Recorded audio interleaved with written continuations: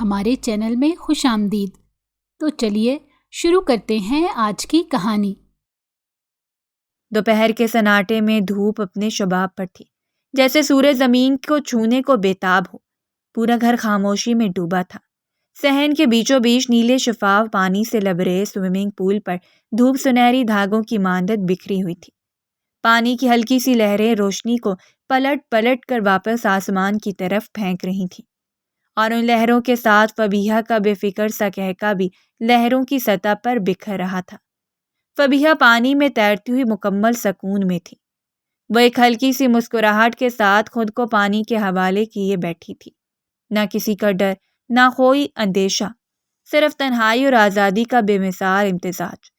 اس نے سر پانی سے نکالا، اپنے بھیگتے بالوں کو پیچھے کی طرف جھٹکا اور آنکھیں موند کر آسمان کی طرف چہرہ کیا۔ دھوپ اس کی بھیگی پلکوں سے ٹکرا رہی تھی۔ دنیا کی ہر پریشانی کہیں پیچھے چھوڑے وہ اپنے آپ میں گم تھی۔ یہ لمحہ، بس یہی لمحہ اس کا تھا۔ اس کے علم کے مطابق گھر کا ہر فرد کسی نہ کسی کام سے باہر تھا۔ یہی اطمینان تھا جس نے اسے اس قدر بے پرواہ کر دیا تھا کہ وہ دوپٹہ تک پول کے کنارے چھوڑ کر پانی میں اتر گئی تھی۔ مگر اگلے ہی پل جیسے سارا سکون بکھر گیا۔ ایک انجانی سی سنسناہٹ نے اسے گھیر لیا، جیسے ہوا یکا یک ٹھٹک گئی ہو۔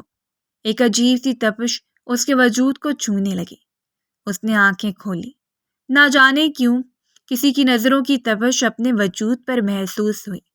کچھ دیر سے اسے ایسا لگ رہا تھا کہ کوئی مسلسل اسے دیکھ رہا ہے، لیکن اب واضح طور پر اسے محسوس ہو رہا تھا۔ تھوڑے سی گردن گھما کر اوپر کی طرف دیکھا اور جیسے ہی نظر بالکنی پر پڑی، اس کے چہرے کا رنگ فک ہو گیا۔ اس کے وہم و گمان میں بھی نہیں تھا کہ ایسا منظر بھی اسے دیکھنے کو مل سکتا ہے۔ وہاں بالکنی کے سائے میں کھڑا وہ شخص کسی مجسمے کی مانند اسے گھور رہا تھا۔ احمر خانزادہ، اس کا جانی دشمن، چاچو کا بیٹا، لیکن عمر میں بڑا۔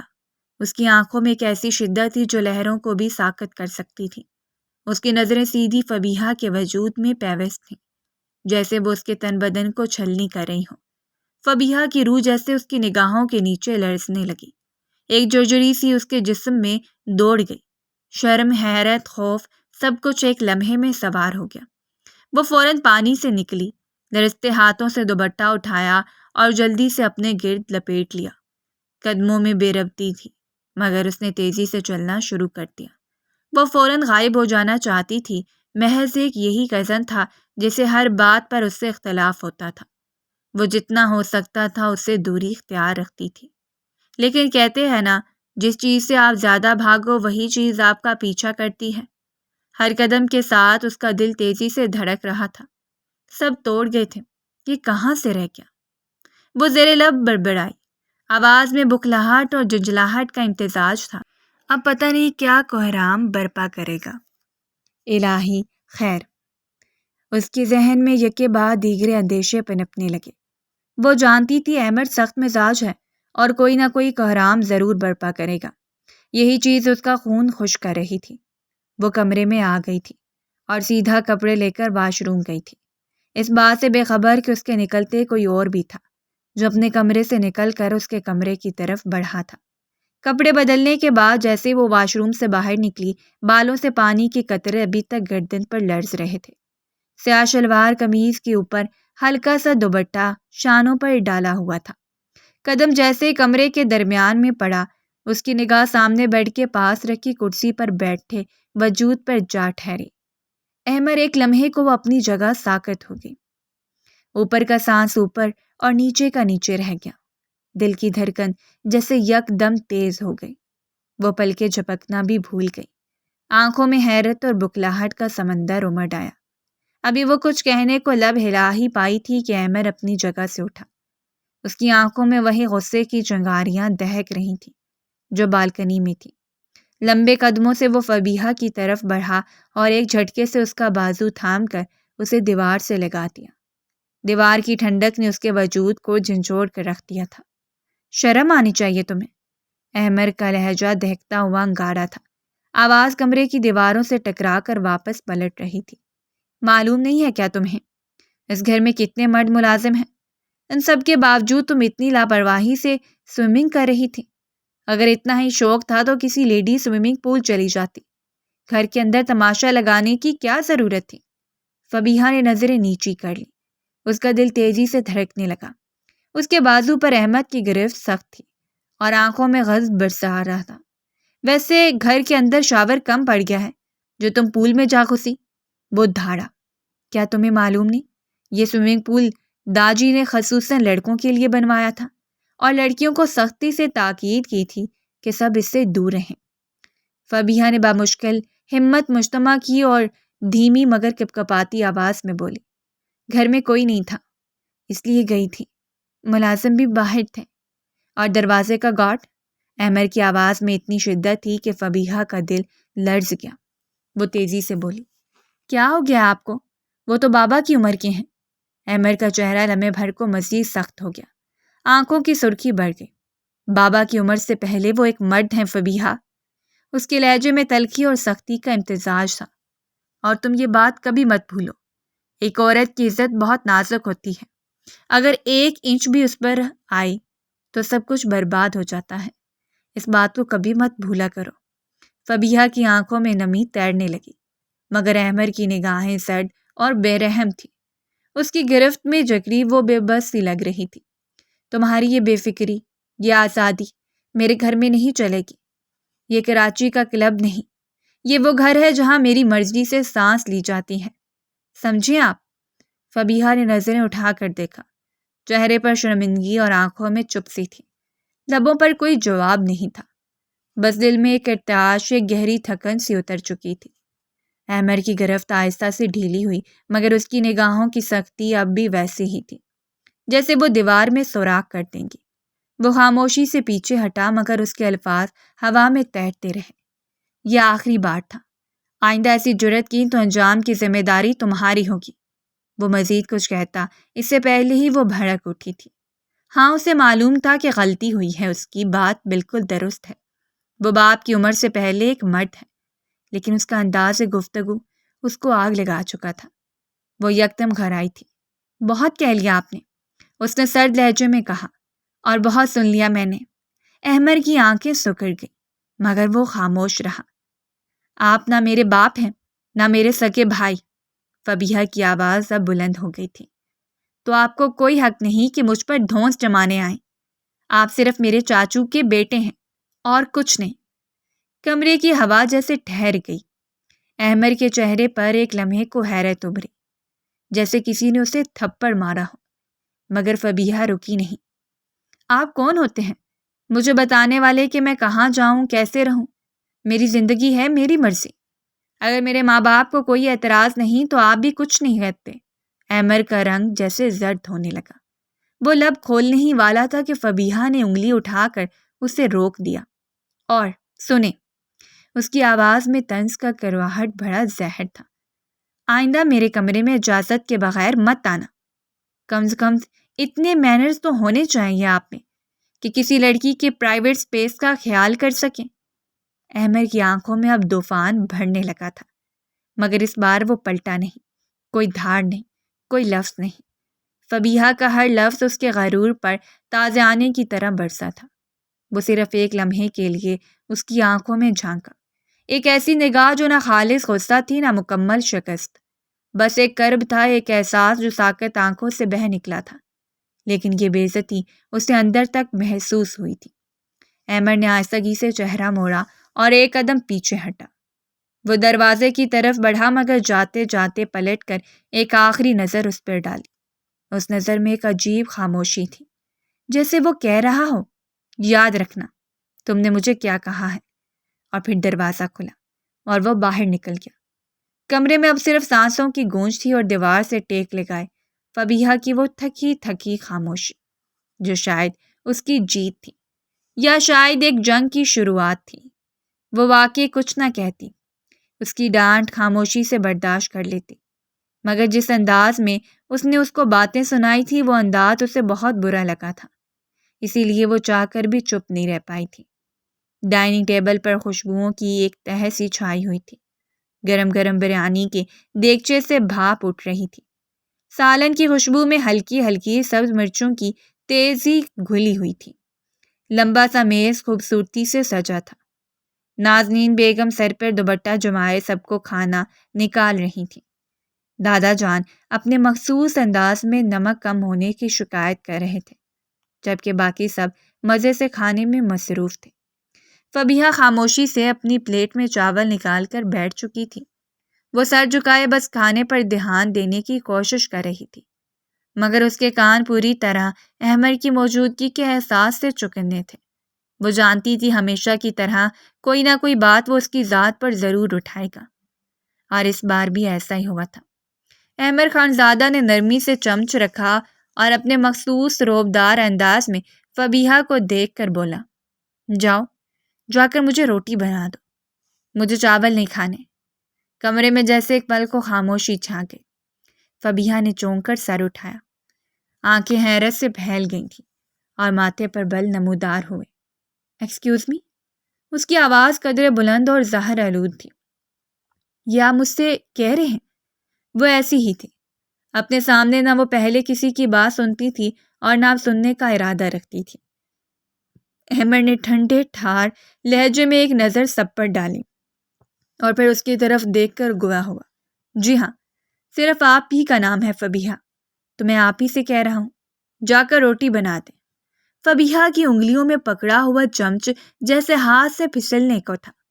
اس نے شدید غصے سے اپنی ماں کو دیکھا، جیسے مدد مانگ رہی ہو یا شاید شکایت کرنا چاہتی ہو۔ بشرا بیگم نے نظریں چڑھائیں جیسے انہوں نے کچھ سنا ہی نہ ہو۔ اسی لیے تو میں آپ لوگوں کے ساتھ بیٹھ کر کھانا نہیں کھاتی۔ فبیہا کی آواز میں اب ہلکی سی لرزش تھی، مگر غصہ اس لرزش کو چھپا رہا تھا۔ یہاں پر کسی کو کسی کی عزت یا سکون کا خیال نہیں، ہر بار کوئی نہ کوئی تماشا کھڑا کر دیتا ہے۔ وہ ہمیشہ کی طرح چھوٹی سی بات کا بڑا مطلب نکال چکی تھی۔ چمچ زور سے پلیٹ میں رکھا، آواز میز پر دھمک سی پیدا کر کے وہ یکدم اپنی جگہ سے کھڑی ہو گئی، دوپٹہ سنبھالا اور تیز قدموں سے میز چھوڑ کر اپنے کمرے کی طرف بڑھ گئی۔ مینرز نام کی کوئی چیز ہی نہیں ہے، آداب لحاظ ہوتا ہے، لیکن سیکھا ہو تو پتہ چلے نا۔ وہ بولتی ہوئی کمرے میں جا چکی تھی۔ کمرے میں ایک لمحے کو سناٹا چھا گیا تھا۔ ہر کوئی اپنے طور پر فبیہا کے شدید رد عمل پر ششدر رہ گیا تھا۔ احمد کے لبوں پر تلخ مسکراہٹ پھیل چکی تھی، مگر آنکھوں میں کچھ اور ہی سلگ رہا تھا۔ تبھی جیسے وہ خاموشی کسی دھماکے سے ٹوٹی۔ دادی بیگم نے زور سے پانی کا گلاس میز پر رکھا اور اپنی بہو پر تیز نگاہ ڈالتی ہوئی بول اٹھی، یہ تربیت کی ہے تم نے اپنی بیٹی کی بشرا؟ ان کے لہجے میں نہ صرف خفگی تھی بلکہ توہین کا زہر بھی شامل تھا۔ ذرا سی بھی تمیز اور تہذیب نہیں ہے تمہاری بیٹی میں۔ اگر احمد نے کچھ کہہ دیا تو کیا قیامت آ گئی؟ کیا اس طرح بولتی ہیں لڑکیاں؟ شرم نام کی چیز نہیں ہے تمہاری لڑکی میں۔ کئی دنوں سے میں اس کا یہ انداز برداشت کر رہی ہوں، لیکن میرے خاندان میں یہ سب نہیں چلے گا۔ بشرا بیگم نے سراسیمگی سے نظریں جھکا لیں مگر کچھ بول نہ سکی۔ ان کی خاموشی نے دادی بیگم کے غصے کو مزید ہوا دی۔ ہم نے اپنی بیٹیوں کو سکھایا تھا کہ بھائیوں کا حکم سر آنکھوں پر رکھا جائے۔ وہ مزید بھڑکی، میرے ہوتے اس گھر کی کسی لڑکی کو جرت نہیں ہوئی تھی کہ زبان درازی کریں۔ یہ لڑکی ہوتی کون ہے جو یوں سب کے سامنے بدتمیزی کرے؟ ان کا دماغ واقعی خراب ہو چکا تھا۔ سب میز پر جھکے سر لیے خاموش بیٹھے رہے، جیسے کسی عدالت میں فیصلہ سنایا جا رہا ہو۔ احمد نے نظریں جھکائے مگر اس کی بھینچی مٹھیاں اس کے اندر جلتی آگ کا پتہ دے رہی تھی۔ راشد، دادی بیگم نے سخت لہجے میں اپنے بیٹے کی طرف دیکھا، تم بھی سمجھا دو اپنی بیٹی کو، میں اب ایک لمحہ بھی مزید یہ تماشے برداشت نہیں کر سکتی۔ بہت ہو چکا۔ آج کل کی لڑکیوں میں نہ شرم ہے نہ حیا، اور اوپر سے زبان ایسی جیسے گلی کی عام عورت ہو۔ راشد صاحب نے اب تک خاموشی اختیار کر رکھی تھی، مگر دادی بیگم کے آخری الفاظ نے ان کے اندر کی چنگاڑی کو چنگھار بنا دیا۔ انہوں نے کرسی زور سے پیچھے سرکائی اور بغیر کچھ کہے بشرا کو ایک سخت نظر دیکھ کر اٹھ کھڑے ہوئے۔ چلو بس بہت ہو گیا۔ ان کا لہجہ سپاٹ تھا مگر آنکھوں میں غصے کی جھلک نمایاں تھی۔ دادی بیگم اپنی چادر سنبھالتے ہوئے اٹھیں اور اونچی ایڑیوں کی چاک کے ساتھ ڈائننگ ہال سے نکل گئی۔ ان کا انداز ایسا تھا جیسے کسی نے ان کی توہین کرتی ہو، اور اب وہ اس گھر میں کسی کو بخشنے نہیں والی۔ پیچھے میز پر صرف احمد رہ گیا تھا، جس کی سانسیں دھیمی دھیمی چل رہی تھیں مگر مٹھیاں اب بھی بھینچی ہوئی تھیں۔ وہ اپنی تھالی میں موجود چمچ کو گھما رہا تھا مگر اس کا دھیان کہیں اور تھا، شاید فبیہا کے الفاظ، شاید دادی کا غصہ، یا شاید اپنے اندر پنپتا وہ جذبہ جسے وہ خود بھی اب نام دینے سے قاصر تھا۔ کمرے میں نیم اندھیرا چھایا ہوا تھا۔ فبیہا اپنے بستر پر نیم دراز موبائل ہاتھ میں تھامے انسٹاگرام پر سکرول کرتی جا رہی تھی۔ باہر آہستہ آہستہ رات گہری ہوتی جا رہی تھی اور کمرے میں دیوار پر لگی گھڑی کی ٹک ٹک کی آواز ماحول کو اور سناٹا بخش رہی تھی۔ تبھی اچانک موبائل کی سکرین روشن ہوئی۔ ایک اجنبی نمبر سے کال آ رہی تھی۔ فبیہا کے ماتھے پر بل پڑے، ہلکا سا چونکی، نمبر دیکھا، کوئی پہچان کا نہ تھا۔ کچھ پل سوچنے کے بعد اس نے کال ریسیو کر لی۔ ہیلو، کون؟ دوسری طرف چند لمحے خاموشی چھائی رہی، پھر ایک عجیب سی خراش زدہ آواز اس کے کانوں سے ٹکرائی۔ بہت شوق ہے نا تمہیں دوسروں کو پریشان کرنے کا، لوگوں کی زندگیاں اجاڑنے کا؟ اب تمہیں بھی پتہ چلے گا کھیلنے کا انجام کیا ہوتا ہے۔ فبیہا کا جسم جیسے سن ہو گیا، دل کی دھڑکن تیز ہو گئی۔ وہ سیدھی ہو کر بیٹھ گئی۔ کون بات کر رہا ہے؟ کیا بکواس کر رہے ہو تم؟ اس کی آواز میں خوف اور غصہ گھل چکا تھا۔ اجنبی لب و لہجہ اس کی پہچان میں بالکل نہیں آیا تھا۔ دوسری طرف سے ایک ہنسی ابھری، ایسی مکروہ، ایسی زہر آلود کے جیسے سانپ پھنکا رہا ہو۔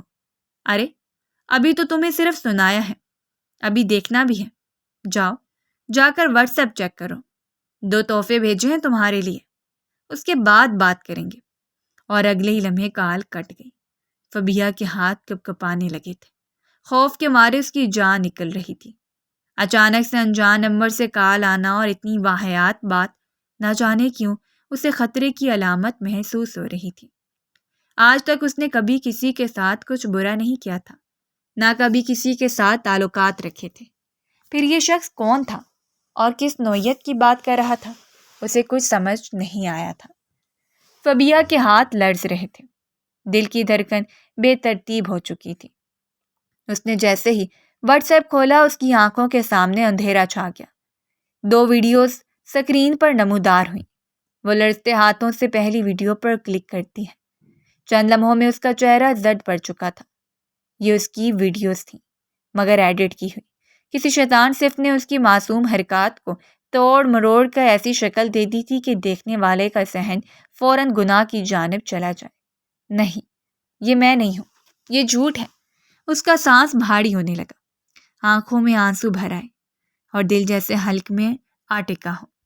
وہ بے اختیار اپنا سر دونوں ہاتھوں میں تھام کر فرش پر بیٹھ گئی۔ یا اللہ، یہ میرے ساتھ کیا ہو رہا ہے؟ خانزادہ خاندان کی بیٹی ہو کر اگر یہ ویڈیوز کسی کے سامنے آ گئی تو عزت، نام، سب کچھ لمحوں میں برباد ہو جائے گا۔ وہ ہانپنے لگی، سانس لینا مشکل ہو گیا۔ ایک جھٹکے سے وہ اٹھ کھڑی ہوئی اور فوراً وہاں انجان نمبر دوبارہ ڈائل کیا۔ بیپ کے بعد کال ریسیو ہو گئی۔ دوسری طرف وہی مکروہ آواز اب اور بھی شفاف انداز میں سنائی تھی۔ کہا تھا نا ویڈیوز دیکھ لو، اب خود ہی بات کرنے کو بےتاب ہو گئی۔ خدا کے لیے، فبیہا کی آواز آنسوؤں میں بھیگی ہوئی تھی، خدا کے لیے ویڈیوز ڈیلیٹ کر دو۔ میں ایک عزت دار خاندان سے تعلق رکھتی ہوں، میری زندگی برباد ہو جائے گی۔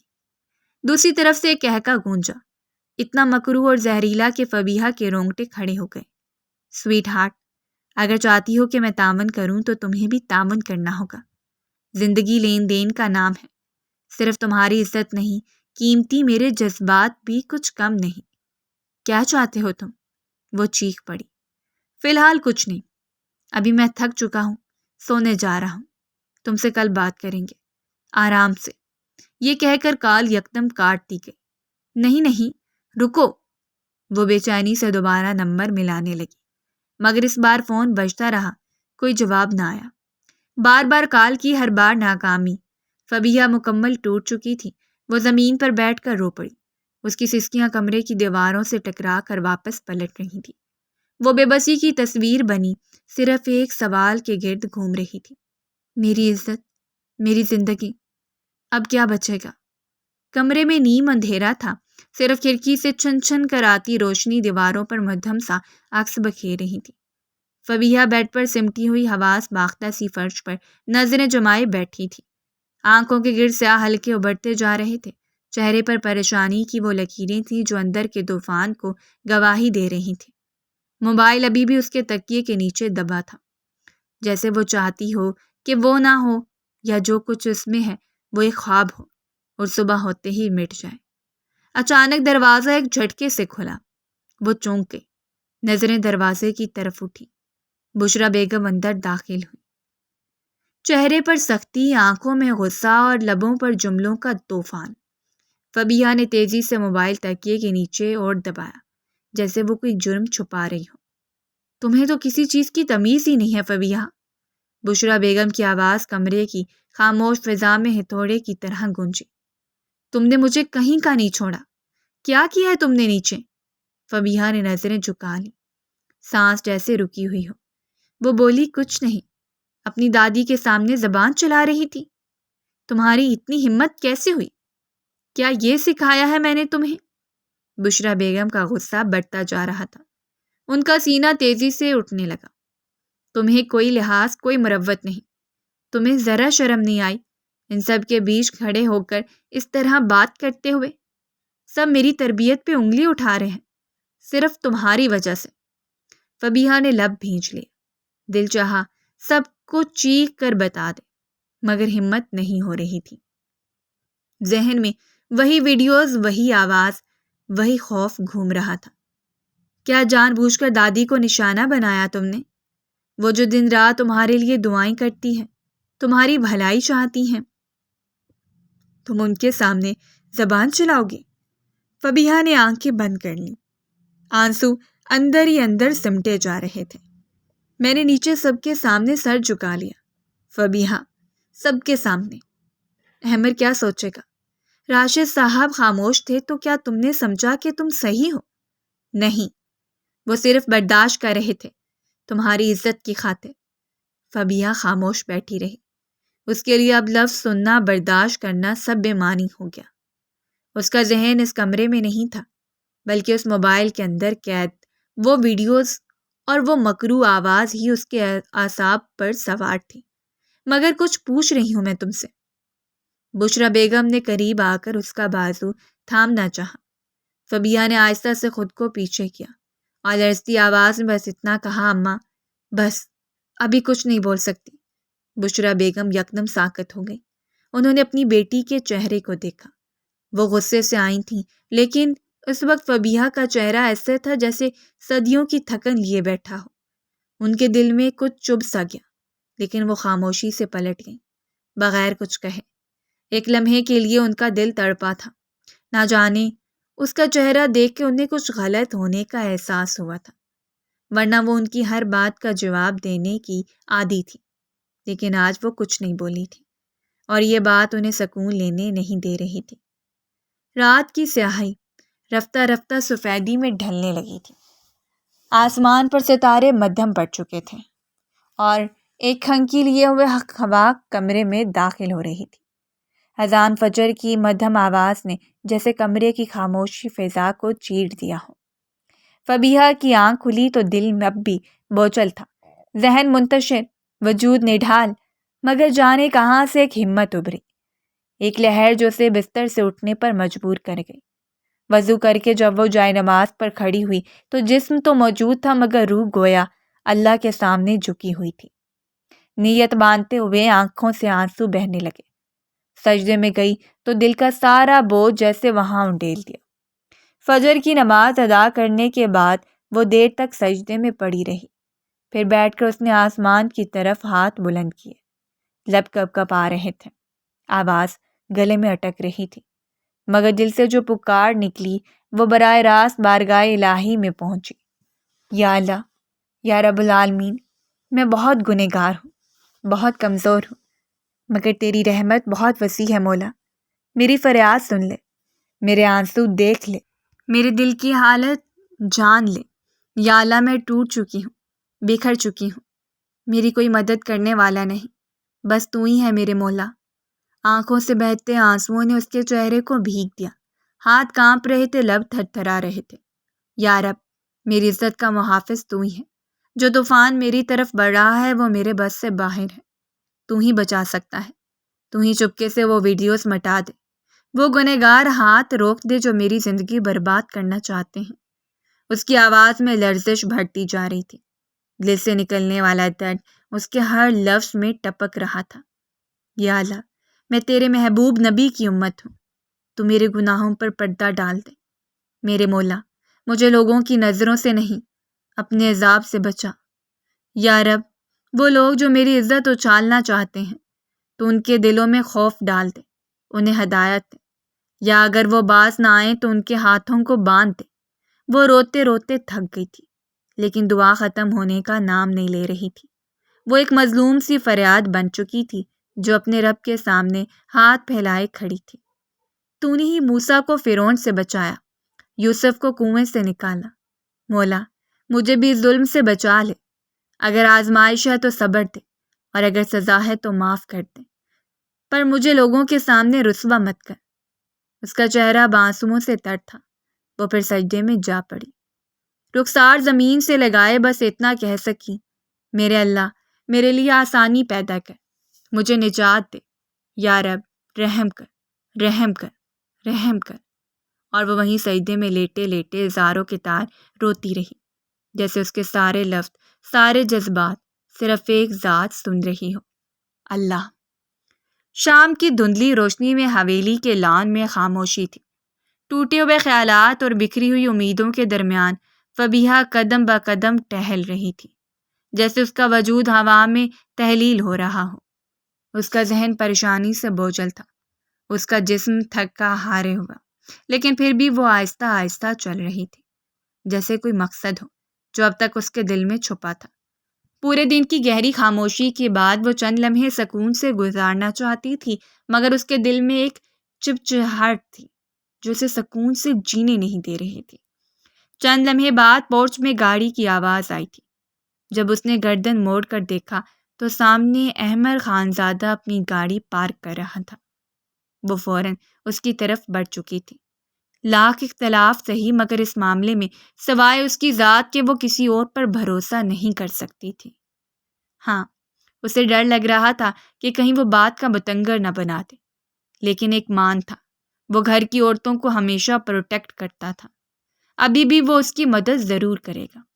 وہ بلیک ڈریس پہنے جیسے ہی باہر نکلا، یہ ایک دم ٹھٹک کر رکا تھا۔ سامنے وہ اضطرابی کیفیت میں کھڑی ہوئی تھی۔ وہ کچھ کہتی، اس سے پہلے ہی وہ بولا تھا۔ کچھ کہنا ہے؟ اس نے زور و شور سے سر کو ہلکی جنبش دی اور اس کو دیکھتے ہوئے بولی، مجھے آپ سے ایک بات کرنی ہے۔ فبیہا کی آواز میں ہچکچاہٹ تھی۔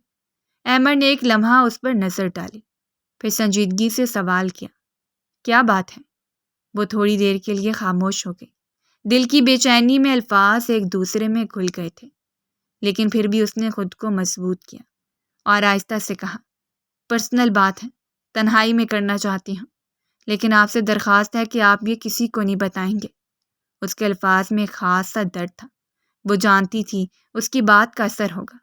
چند لمحے وہ خاموش رہا تھا اور اس کو دیکھتے ہوئے بولا تھا، تمہارے نزدیک میں نہ تمہارا باپ ہوں نہ تمہارا بھائی، پھر بھی مجھ سے کام ہے۔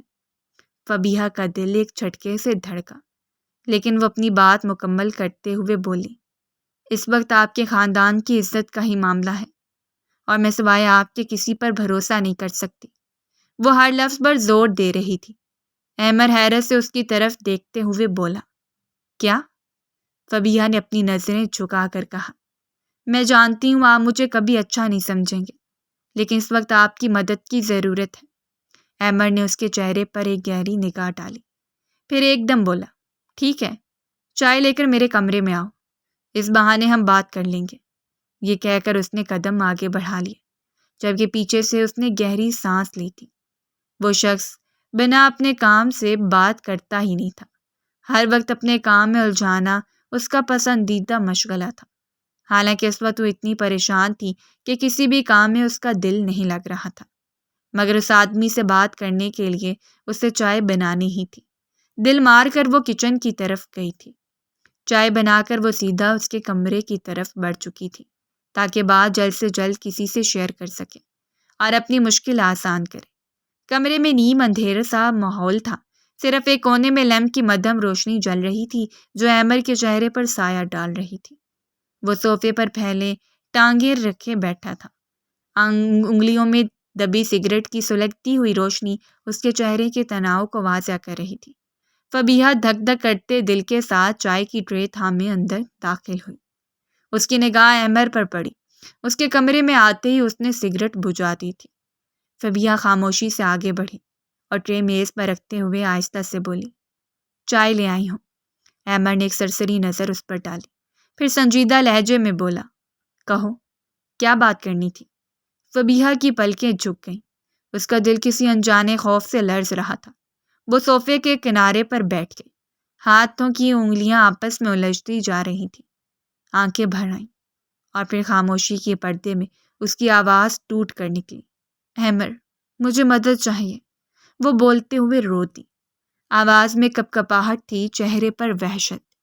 ایمر چونک کر اسے دیکھنے لگا۔ کیا ہوا ہے؟ آج تک اس نے فبیہا کو روتے ہوئے نہیں دیکھا تھا۔ اگر آج وہ رو رہی تو اس کے پیچھے کوئی نہ کوئی بڑی وجہ ضرور تھی۔ ایک لڑکا ہے، وہ مجھے بلیک میل کر رہا ہے۔ میں نہیں جانتی وہ کون ہے، لیکن وہ میرے پاس کچھ ویڈیوز ہیں، بہت خراب ویڈیوز میرے بارے میں۔ وہ اپنا چہرہ ہاتھوں میں چھپا کر سسکنے لگی۔ میں نے کسی کو نہیں بتایا کیونکہ اس نے دھمکی دی ہے کہ کسی کو بتایا تو یہ ویڈیوز وائرل کر دے گا، لیکن میں اکیلی کچھ نہیں کر سکتی، اس لیے میں آپ کے پاس آئی ہوں۔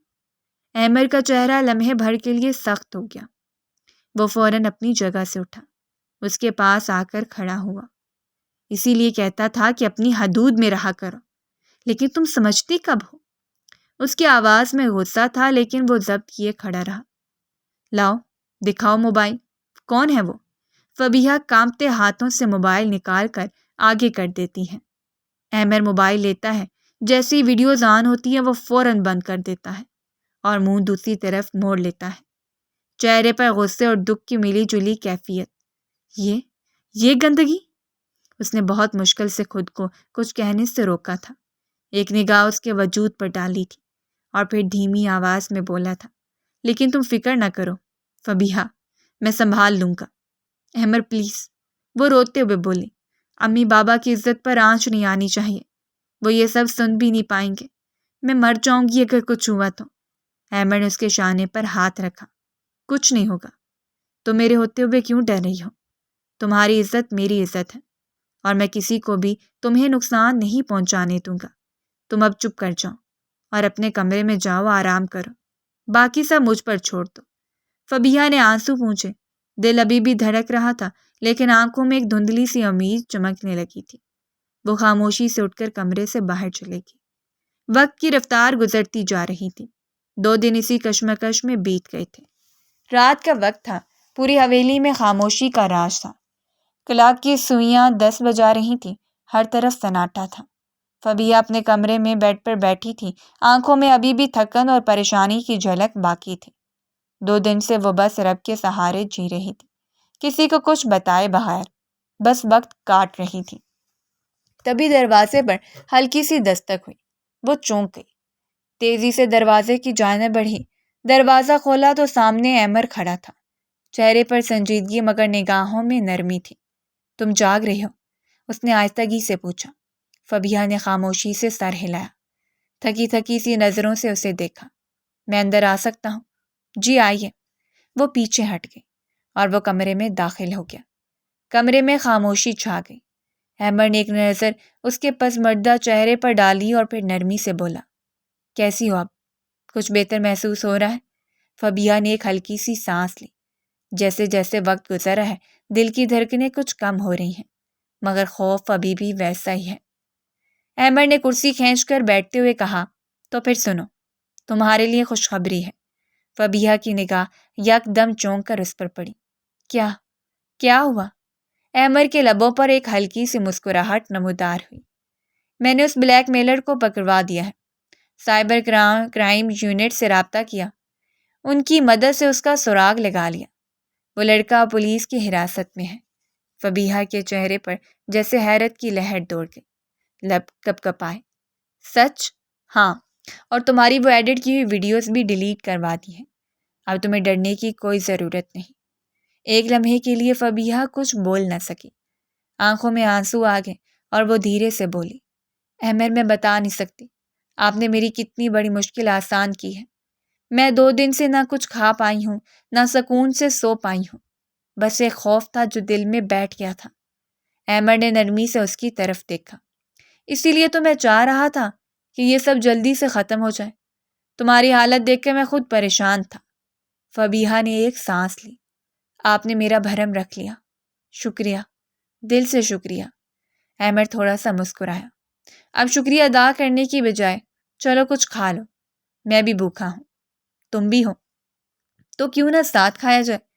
فبیہا نے پہلی بار اس کی بات پر ہلکی سی مسکراہٹ دی۔ آپ کا ساتھ میرے لیے بہت خوشگوار ثابت ہوا ہے، تھینک یو سو مچ۔ بس اب زیادہ فلسفہ مت جھاڑو، چلو کچن میں۔ احمر ماحول کو ہلکا پھلکا کرتے ہوئے بولا تھا۔ وہ دونوں ساتھ ساتھ کمرے سے باہر نکلے، جیسے دلوں کے درمیان فاصلہ کم ہونے لگا ہو اور ایک نئی شروعات ان کے قدموں میں چپ چاپ بچھنے لگی ہو۔ کچن کی ہلکی پیلی روشنی شام کے سائے میں نرم دھند کی طرح پھیلی ہوئی تھی۔ دیوار سے ٹیک لگائے رکھے کھانے کے برتنوں سے ہلکی سی خوشبو اٹھ رہی تھی۔ حویلی کے باقی حصوں کی خاموشی کے برعکس یہاں ایک خاص قسم کی راحت اور مانوسیت کا احساس تھا۔ فبیہا نے میز پر 2 پلیٹیں سجا دیں۔ سالن کی بھاپ آہستہ آہستہ فضا میں تحلیل ہو رہی تھی۔ اس کے چہرے پر ایک طرح کی خاموشی تھی، مگر آنکھوں میں شکر گزاری جھلک رہی تھی۔ وہ نرمی سے احمر کے سامنے پلیٹ رکھتے ہوئے بولی، ایک بار پھر دل سے آپ کا شکریہ ادا کرتی ہوں احمر، اگر آپ نہ ہوتے تو شاید میں اپنی زندگی کی سب سے بڑی مصیبت میں تنہا ڈوب جاتی۔ احمر نے چمچ اٹھایا، ایک لمحے کے لیے اسے دیکھا اور پھر سنجیدگی سے بولا، تمہاری جگہ کوئی اور بھی ہوتا فبیہا، تب بھی میں یہی کرتا، کیونکہ جو صحیح ہے وہی کرنا چاہیے، اور تم تو میری کزن ہو، میرے تاؤ کی بیٹی ہو، مجھ پر لازم ہے کہ تمہیں پروٹیکٹ کروں۔ اس کی آواز میں نرمی تھی، مگر لہجہ مضبوط۔ فبیہا نے ایک لمحے کے لیے نظریں اٹھا کر اسے دیکھا، پھر دھیرے سے مسکرا دی۔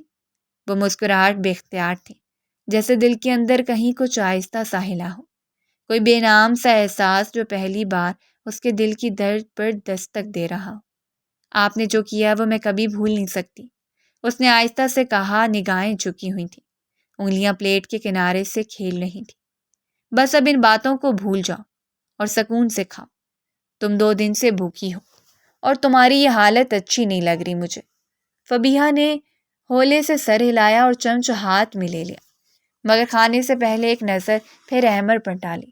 اس کے چہرے پر ایک ہلکی سی دماہٹ تھی، جیسے اس کی سختی کے پیچھے ایک نرم سا انسان چھپا بیٹھا ہو۔ احمر نے بھی اسے ایک نظر دیکھا، پھر آہستگی سے مسکرا دیا۔ وہ مسکراہٹ خاموش مگر بھرپور تھی، جیسے کسی نامعلوم رشتے کی تصدیق کر رہی ہو۔ فبیہا نے نگاہیں نیچے کر لی، مگر دل کے اندر کہیں جیسے کوئی پھول سا کھلا ہو، کوئی خواب سا پہلی بار رنگ پکڑنے لگا ہو۔ وقت دھیرے دھیرے گزرتا جا رہا تھا، لیکن ان کے تعلقات اتنے ہموار ہو گئے تھے کہ محض 1 ہفتے بعد بے اختیار احمر خانزادہ نے فبیہا کو شادی کے لیے پرپوز کر دیا تھا، جبکہ وہ فوراً مان گئی تھی۔ جس مصیبت میں اس نے اس کا ساتھ دیا تھا، وہ کسی قیمت پر اس کا وہ احسان بھول نہیں سکتی تھی۔ ان دونوں کے فیصلے نے آج انہیں یہ قدم اٹھانے پر مجبور کیا تھا۔ شادی کو وقت تھا، گھر والوں کو منانا، بہت ساری ذمہ داریاں تھیں، اس لیے ابھی فی الحال وہ دونوں چھپ کر نکاح کر رہے تھے۔ یہ پوری منصوبہ بندی احمر خانزادہ کی ہی تھی۔ اس کا کہنا تھا کہ میں محبت کو حلال کرنا چاہتا ہوں۔ اس کی یہ بات فبیہا کے دل میں گھر کر گئی تھی۔ فارم ہاؤس کی خاموش فضا میں شبنمی ہوا نرم سرسراتے درختوں کے پتوں سے ٹکرا رہی تھی۔ آسمان پر چاند مکمل آب و تاب سے چمک رہا تھا، جیسے آج کی رات کو بھی ان 2 روحوں کی گواہی دینی ہو۔ اندر چھوٹے سے ہال میں نکاح کی تقریب مکمل ہو چکی تھی۔ مولوی صاحب، گواہان اور باقی سب مہمان جا چکے تھے۔ بس اب وہاں 2 ہی لوگ رہ گئے تھے، احمر اور فبیہا۔ فبیہا سفید دوپٹہ اوڑھے سر جھکائے بیٹھی تھی، اس کی سانسیں دھیمی اور الجھی ہوئی تھیں۔ دل جیسے اب بھی اسی لمحے پر یقین کرنے سے قاصر تھا۔ ہتھیلیوں پر مہندی کی تازگی باقی تھی اور آنکھوں کے گوشے میں اب بھی ذرا نم تھے۔ جذبات کی شدت اب بھی مکمل سنبھلنے نہ پائی تھی۔ احمد نے دروازہ بند کیا، ہال کی روشنی ذرا مدھم کر دی اور پھر آہستہ قدموں سے فبیہا کے قریب آیا۔ وہ اب بھی نظریں جھکائے بیٹھی تھی۔ احمد کچھ لمحے خاموش رہا، جیسے اس کی خاموشی کو سننے کی کوشش کر رہا ہو۔ فبیہا، اس کی آواز میں بے حد نرمی تھی۔ وہ چونکی نہیں، بس ہولے سے پلکیں چپکائیں اور سر مزید جھکا لیا۔ احمد نے فرش پر بیٹھ کے اس کے سامنے خود کو برابر کیا۔ اب ہم دونوں شوہر اور بیوی ہیں۔ یہ رشتہ صرف کاغذ کا نہیں، اعتماد کا ہے۔ اس نے نظر اٹھا کر پہلی بار اسے دیکھا۔ ان آنکھوں میں ایک عجیب سا سکون اور گھبراہٹ کا امتزاج تھا۔ میں نے کبھی سوچا نہیں تھا کہ میری زندگی یوں ایک دن میں بدل جائے گی، اور میں نے کبھی یہ نہیں سوچا تھا کہ مجھے اپنی زندگی میں کوئی اس قدر عزیز ہو جائے گا کہ میں سب سے پہلے اس کی عزت اور تحفظ کو اپنی اولین ذمہ داری سمجھ لوں گا۔ فبیہا کی آنکھوں سے بے آواز آنسو نکل کر گالوں میں پھسلنے لگے۔ وہ بولی، مجھے آج بھی وہ دن یاد ہے جب میں خوف اور بے بسی میں آپ کے پاس آئی تھی۔ آپ نے میری مشکل کو اپنے کندھوں پر اٹھا لیا۔ اگر آپ نہ ہوتے تو شاید میں آج یہاں نہ ہوتی۔ کافی دیر وہ دونوں باتیں کرتے رہے اور پھر گھر کی طرف روانہ ہو گئے تھے۔ لیکن آج کی رات ان دونوں کی ملن کی رات تھی۔ وہ گھبرائی تھی، شرمائی تھی۔ اس نے احمد کو روکنے کی کوشش کی تھی، مگر اس نے صاف کہہ دیا تھا کہ تم میری بیوی ہو اور میں تم سے محبت کرتا ہوں۔ مجھے تمہارا لمس محسوس کرنا ہے۔ اور وہ کچھ نہیں بول پائی تھی۔ ساری رات اس کی شدت برداشت کرتی رہی تھی۔ صبح کی نرم دھوپ کھڑکی کے پردوں سے جھانک کر کمرے میں سنہری چمک بکھیر رہی تھی۔ ہوا میں خاصی کھنکی تھی، جیسے رات کی نمی ابھی بھی باقی ہو۔ کمرے میں سکوت چھایا ہوا تھا، سوائے دیوار پر لٹکی گھڑی کی دھیمی ٹک ٹک کے۔ ہر چیز خاموش تھی۔ فبیہا احمد کے پہلو میں لیٹی ہوئی تھی، سر ہلکا سا اس کے کندھے پر رکھا تھا، آنکھوں میں خوابیدہ سی چمک اور چہرے پر پرسکون مسکراہٹ تھی۔ وہ آہستہ سے اس کے چہرے کو دیکھتے ہوئے بولی، مجھے تو یقین ہی نہیں آ رہا کہ میں نے اتنی آسانی سے آپ کو حاصل کر لیا۔ مجھے آپ سے اتنی محبت ہے جس کی کوئی حد نہیں، لیکن لگتا ہے آپ کی محبت مجھ سے زیادہ ہے، وہ شرارت سے بولی تھی۔ احمد نے کروٹ لی، آنکھیں کھولی اور چند لمحے اسے خاموشی سے دیکھا، پھر یکدم زور سے کہکا لگایا، ایسا کہکا جس میں طنز کی جلن صاف محسوس ہوتی تھی۔ تم سے کس نے کہہ دیا کہ میں تم سے محبت کرتا ہوں؟ اچانک اس کی ٹون تبدیل ہو گئی۔ فبیہا کے چہرے کی مسکراہٹ منجمد ہو گئی۔ اس نے چونک کر اسے دیکھا۔ آپ نے ہی تو کہا تھا کل رات جب آپ میرے… شٹ اپ! احمد یکدم زور سے دھاڑا۔ اس کا لہجہ کمرے کی خاموشی چیر گیا۔ فبیہا کی سانسیں رکنے لگیں، الفاظ اس کے لبوں پر ہی جم گئے۔ وہ پریشان نگاہوں سے احمد کے وجود کو دیکھ رہی تھی۔ وہ اٹھ کر بیڈ کے کنارے بیٹھ گیا۔ اس کی آنکھوں میں اب وہ نرمی نہیں تھی جو کل شب تھی۔ اس کی جگہ سختی، صفاقی اور سج مہری تھی۔ تمہیں کیا لگا فبیہا؟ میں واقعی تم سے محبت کرتا ہوں، تم جیسی خود پسند اور خود پرست لڑکی سے؟ فبیہا کا دل دھڑکنا بھول گیا۔ وہ ہلکی آواز میں بولی، آپ کیا کہہ رہے ہیں احمد؟ احمد نے طنزیہ بھری ہنسی ہنستے ہوئے اس کی طرف دیکھا۔ میں ہی وہ بلیک میلر تھا، میں نے ہی وہ ویڈیوز ایڈٹ کر کے تمہیں بھیجی تھی، میں نے ہی تمہیں اپنے محبت کے جال میں پھنسایا تاکہ تمہارا غرور، تمہاری خود اعتمادی سب کچھ توڑ سکوں۔ نہیں، فبیہا کی آواز ٹوٹنے لگی، آنکھوں سے بے یقینی کے آنسو بہنے لگے۔ تو وہ نکاح؟ احمد کھڑا ہو چکا تھا۔ اس نے سرد لہجے میں کہا، ہاں وہ نکاح بھی میری ایک چال تھی، بس تمہیں جھکانے کے لیے۔ میں تمہیں کبھی محبت نہیں کی، تم جیسی لڑکیاں تو کھیل ہوتی ہیں ہمارے جیسے لوگوں کے لیے۔ فبیہا ساکت بیٹھی رہ گئی، اس کا سارا وجود جیسے سن ہو چکا تھا۔ آنکھوں میں وہ رات اب دھندلا گئی تھی، دل میں وہ خواب مر چکے تھے۔ احمد دروازہ کھول کر باہر نکل گیا۔ دروازہ زور سے بند ہوا اور ایک بھاری خاموشی کمرے میں چھا گئی، جس میں اب صرف فبیہا کے رونے کی آواز تھی۔ وہ واقعی بے یقین تھی، وہ چاہ کر بھی مزید یہاں نہیں ٹھہر سکتی تھی۔ حویلی اس کی تھی، مگر اس میں ہمت نہیں رہی تھی کہ وہ یہاں رہے۔ دوپہر تک وہ پشاور چلی گئی تھی۔ اس کی اماں نے کئی سوالات کیے تھے، مگر وہ خاموش رہی تھی۔ ایک ہفتہ گزر چکا تھا۔ فبیہا کے جانے کے بعد حویلی جیسے خالی خالی سی ہو گئی تھی۔ احمد کا دل کسی بے چین پرندے کی طرح ہر وقت کسی بے نام تڑپ میں مبتلا رہتا تھا۔ حقیقت ہے، جب آپ کسی کے ساتھ کچھ برا کرو گے تو اللہ آپ کو کبھی سکون عطا نہیں کرے گا۔ جب وہ رات گھر لوٹا تو وہ نہیں تھی۔ وہ جو اپنی مردانگی اس پر ظاہر کر کے گیا تھا، اب اسے اپنا آپ بے مول ہوتا محسوس ہو رہا تھا۔ وہ کئی بار کمرے کی دہلیز پر کھڑا ہو کر بس یہی سوچتا رہتا کہ وہ یہاں سے کیسے چلی گئی۔ اس نے ہر شخص سے پوچھا، بہن سے، ماں سے، یہاں تک کہ ملازمہ سے بھی، کہ فبیہہ کب واپس آئے گی، لیکن ہر بار ایک ہی جواب ملتا، وہ خالہ کے پاس پنڈی گئی ہے۔ اچانک فیصلہ کیا، وقت دھیرے دھیرے رینگتا رہا، دن ہفتوں میں بدلے اور ہفتے مہینوں میں۔ 2 ماہ بیت کے، مگر احمد کا سکون اب کہیں دفن ہو چکا تھا۔ وہ اب کسی اور ہی کیفیت میں تھا، نیند جیسے اس کی آنکھوں سے روٹ گئی ہو، چہرے کی سختی اب ندامت میں بدل چکی تھی۔ آخر کار وہ سب گھر والوں کو ایک جگہ بٹھا کر بولا، مجھے آپ سب سے ایک بات کرنی ہے۔ میں نے فبیہہ سے نکاح کر لیا تھا، وہ بنا تمہید کے بولا تھا۔ اب اس کے بغیر رہنا اس کی برداشت سے باہر تھا۔ سب چونک گئے، سناٹا چھا گیا۔ تبھی دادی بیگم نے پرسکون انداز میں کہا، ہمیں سب پتہ ہے بیٹا، وہ ہمیں بتا کر گئی تھی، اور اس نے کہا تھا کہ جب تک تم اپنے دل سے اسے قبول نہ کرو ہم اسے واپس نہیں خیر 2 مہینے بعد ہی صحیح، مگر تمہیں احساس ہو گیا کہ تم کتنے غلط تھے۔ احمد کا غرور ٹوٹ چکا تھا۔ وہ دادی بیگم کے قدموں میں بیٹھ گیا، آنکھوں میں آنسو تیرنے لگے۔ دادی بیگم پلیز، میں اس کے بغیر نہیں رہ سکتا، میں نے بہت بڑی غلطی کی، اسے واپس بلا لیں، مجھے اس کی ضرورت ہے۔ دادی بیگم نے اس کے سر پر ہاتھ رکھا، نرم لہجے میں کہا، اگر تم سچے دل سے اپنا چکے ہو تو میں خود اسے واپس لاؤں گی۔ اور پھر ایسا ہی ہوا تھا، ان کے بلانے پر وہ نہیں آئی تھی، مگر پھر جب وہ سختی پر آئیں تو وہ لوٹ آئی تھی۔ اور پھر ہر گھر کے شخص نے دیکھا تھا کہ احمد خانزادہ جو کبھی بھی فبیہہ کو منہ نہیں لگاتا تھا، سب کے درمیان گھٹنوں کے بل بیٹھ گیا تھا، اپنی ہر نادانی کی معافی مانگنی تھی۔ اس کی جدائی نے اس کی عقل ٹھکانے لگا دی تھی۔ 2 ہفتے بعد سورج کی روشنی سنہری ہو کر ساحل کی ریت پر پھیل رہی تھی، سمندر کی لہریں نرم انداز میں کنارے سے ٹکرا رہی تھیں، جیسے فطرت بھی کسی صلح پر خوش ہو۔ فبیہہ نیلے دوپٹے میں ملبوس ریت پر ننگے پاؤں چل رہی تھی، جبکہ احمد اس کے ساتھ ساتھ تھا۔ دونوں خاموش تھے، مگر آنکھوں میں کہے بغیر بھی بہت کچھ کہہ رہے تھے۔ اچانک احمد رکا، فبیہہ کی طرف مڑا اور اس کا ہاتھ تھام لیا۔ فبیہہ خاموشی کا حالہ مزید بڑھانے لگا تھا۔ میں بہت شرمندہ ہوں، میں نے تمہیں تکلیف دی، تمہارے جذبات سے کھیلا، تمہیں توڑ دیا، لیکن اب جب تم مجھ سے دور ہوئی ہو تو میں نے جانا کہ تمہارے بغیر میری دنیا ادھوری ہے۔ پلیز مجھے معاف کر دو۔ فبیہہ نے خاموشی سے اس کی آنکھوں میں دیکھا، آنکھیں نم تھیں مگر چہرے پر سکون تھا۔ محبت میں معافی کا مطلب بھلا دینا ہوتا ہے، اور میں سب کچھ بھلا چکی ہوں۔ احمد نے اس کے ہاتھ کو ہونٹوں سے لگا کر کہا، میں تم سے محبت کرتا ہوں، وہ بھی بے پناہ۔ سمندر کی ہوا نے ان کے وجود کو اپنے نرم لمس سے چھوا اور وہ دونوں ریت پر چلتے ہوئے دھیرے دھیرے ایک نئی زندگی کی طرف بڑھنے لگے، جہاں صرف محبت تھی، معافی تھی اور خوشگوار انجام تھا۔ اگر آپ کو ہماری کہانی پسند آئی ہو تو ہمارے چینل کو لائک کریں اور سبسکرائب کر دیں۔